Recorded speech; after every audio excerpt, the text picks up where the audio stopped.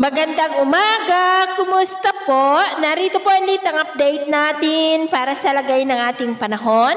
Ngayong umaga po ng November 6, 2025. Sa ngayon po ay tuluyan na nakalabas sa Philippine Area of Responsibility ang Bagyong Tino at kumikilos na po iyan palayo. Ang banta po ngayon dito sa ating bansa ay ang bagyo na nasa labas ng PAR sa silangan ng Mindanao, about 1,780 km east ng Surigao del Norte at taglay ngayon ang lakas ng hangin na umaabot po sa 75 kilometers per hour at kumikilos pa west, northwestward sa bilis na 20 kilometers per hour. Posible po ang rapid intensification niyan o yung mabilisan na paglakas at posible na super typhoon na yan pagkapasok po dito sa ating area of responsibility sa darating po na Sabado at tatawagin na sa local name na Bagyong Uwan at posible na tawirin ang Luzon simula po sa Lunes. Pero asahan pa rin natin ang mga biglaan na mga pagbabago lalo na at nasa malayo pa ang bagyo.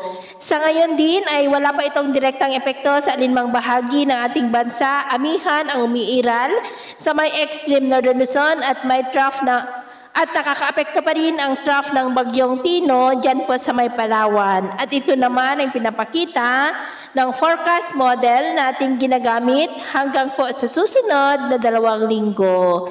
At sa lagay ng ating panahon, ngayong madaling araw ay maayos naman ang panahon sa malaking bahagi ng bansa, pero may chance pa rin ng mga isolated rain sa ilang bahagi ng Batanes, Kalinga, Isabela, Bataan, ilang bahagi ng Calabarzon, Masbate, Mimaropa, Eastern Samar, Sulu Archipelago at Zamboanga Peninsula. At mamaya ay sisikat po ang araw sa malaking bahagi ng bansa, pero may chance pa rin ng cloudy skies with isolated rain sa ilang bahagi ng extreme northern Luzon, silangan ng Cagayan, Quezon, Bataan, Mindoro, Palawan, Bohol at Sulu Archipelago. At mamayang hapon may mga isolated rains pa rin sa ilang bahagi ng ating bansa, kaya mag-ingat po tayo dahil posible pa rin po ang mga banta ng mga pagbaha at pagguho ng lupa. At sa atin man pong mga baybayin, maalon po ngayon sa kanlurang baybayin ng ating bansa mula po dyan sa mga baybayin ng Batanes,